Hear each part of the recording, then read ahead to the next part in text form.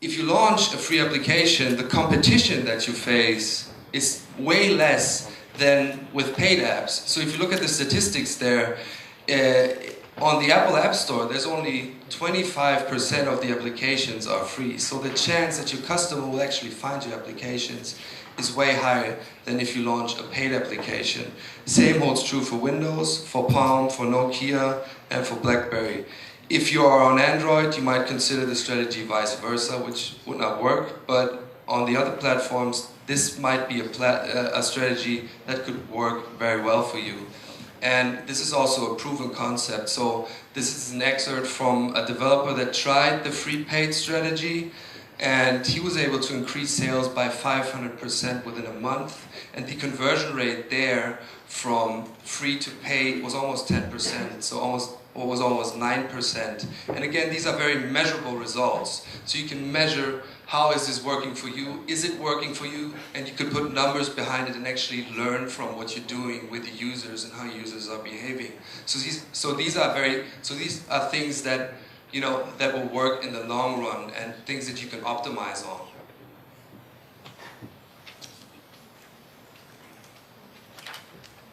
A lot of the things, and this is just on a side note, that I've talked about will need you to invest.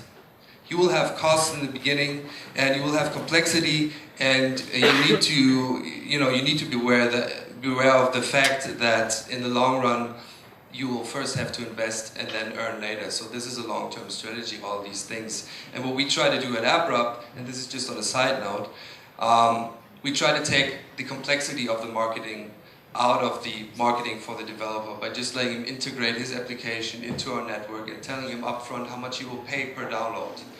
And he has nothing to do with the marketing itself. He just uploads the application or registers with our service, and we will then take care of the marketing.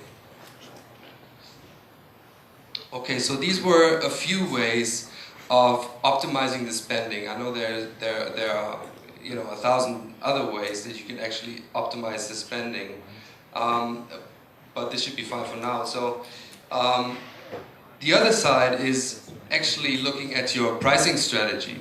I think this is something that people regularly tend to overlook when looking at app marketing. That it is a game of spending and earning, and not only of earning, and not only of spending more efficiently.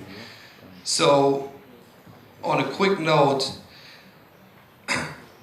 again, the strategy here is nothing that holds true for every developer out there and for every platform. These are statistics on the pricings on the different app stores.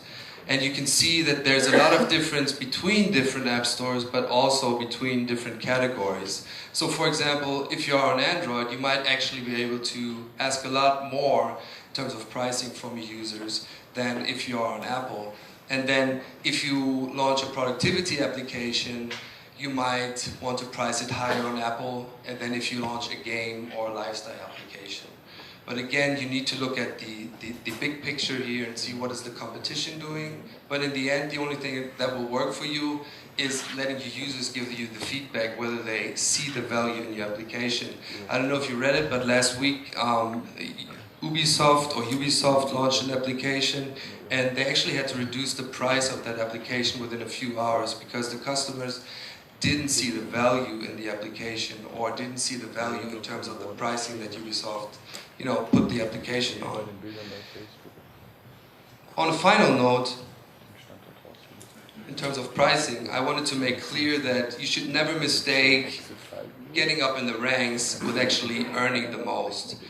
This statistic shows that the applications that earn the most on app stores, and this is cross-platform, the applications that earn the most are actually priced much higher than those that are the highest in the rankings. So those that are the highest in the rankings are averagely priced at about $2, and those that actually earn the most, they are priced at about $9, around $9. So what this means is that you need to find the users, and if you really have a product that works, the user will pay for it, and you will be able to earn money, good money from them, with a pricing strategy that is not like everyone else's.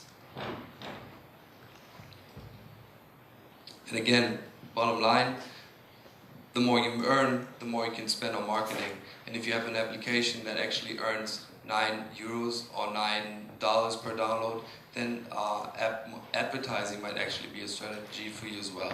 Kjell? Yes, I'm done. Good. I have a question then, as long as on that note. No questions. No questions? I'm kidding. Okay. My briefing said otherwise. No.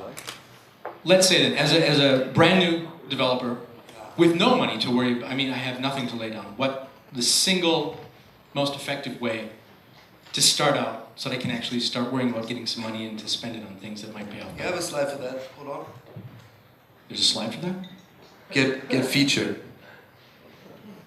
I mean, this is really the way it works. There are some things that, you know, that help to optimize, you know, incentivizing user reviews, blogging about the service, writing your own press release, all this stuff. Can you translate incentivizing user reviews for me? Well,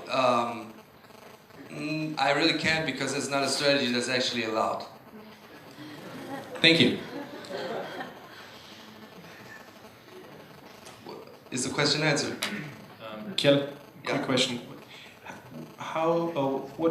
What do you think about that social media? What's the impact here? I mean, that's something a developer could easily embrace. I mean, you know, Twitter's account is set up fairly fast and the blog is set up fairly fast. Is that, you see that it has a deeper impact? What do you mean in terms of deeper impact?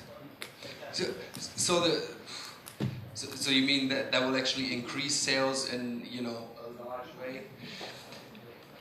It really depends on the application. You know, that's why I'm saying this is something that you can actually measure and then find out for yourself whether this works for you or no. If you have an application that is not worth sharing, like the content is not worth sharing, like it's an application for cooking eggs, or maybe that would even work.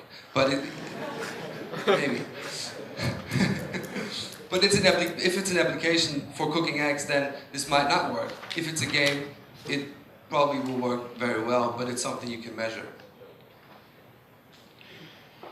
So, regarding your question, this slide was actually the last one because my bottom line of the presentation would have been that app marketing is nothing that happens from now until tomorrow. It's nothing that happens in a quick way. You just don't get, you know, all the knowledge or have all the knowledge, and you'll need to look at so many different angles in terms of app marketing that as a bottom line you will need to become an expert if you want to sell applications efficiently or effectively.